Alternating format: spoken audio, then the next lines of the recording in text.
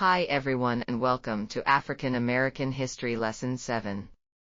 Today we are going to learn about culture and trade in southern and eastern Africa. The Kingdom of Zimbabwe and its capital city, Great Zimbabwe, flourished in southern Africa from the 12th to the 15th century. The kingdom was linked to trade on the Swahili coast, and its inhabitants, the Shona people, became wealthy from its gold, ivory, and cattle resources. Great Zimbabwe is best known for its large stone architecture, which offered military defense and served as a hub for long-distance trade. The Great Enclosure was a site for religious and administrative activities, and the conical tower likely served as a granary. The stone ruins remain an important symbol of the prominence, autonomy, and agricultural advancements of the Shona kings and early African societies such as the Kingdom of Zimbabwe. The Swahili coast, named from Swahili, the Arabic word for coasts, stretches from Somalia to Mozambique. The coastal location of its city-states linked Africa's interior to Arab, Persian, Indian, and Chinese trading communities. Between the 11th and 15th centuries, the Swahili coast city-states were united by their shared language, Swahili, a Bantu lingua franca, and shared religion, Islam. The strength of the Swahili coast trading states garnered the attention of the Portuguese. Although Christopher Columbus is credited with expanding trade routes giving Europeans greater access to Asian goods, it was actually Vasco da Gama who first succeeded in navigating around Africa in 1488. Which was 4 years before Columbus achieved this goal in 1492. Initially, the people of the Swahili coast welcomed the Portuguese to join them in commerce. However, the Portuguese were not primarily interested in participating in trade.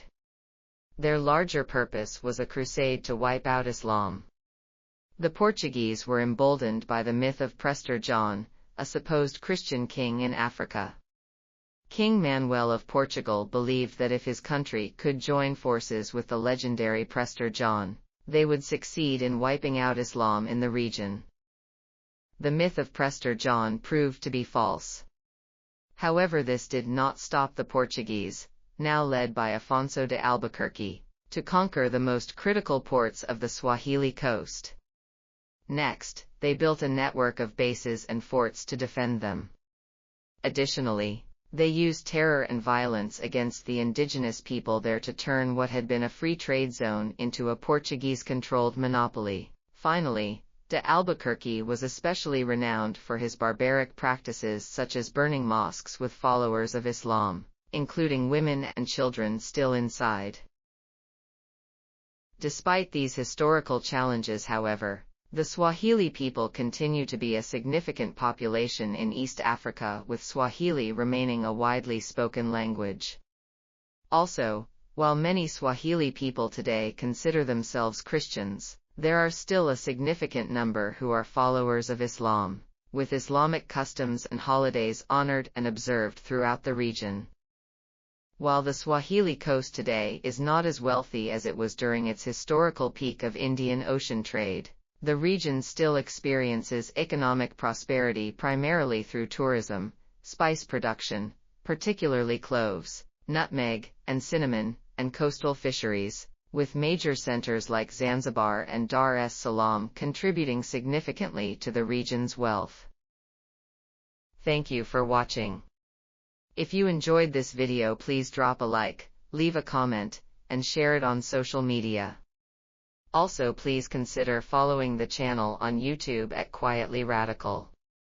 Please tune in next time for Lesson 8 when we will learn about the Kingdom of Congo.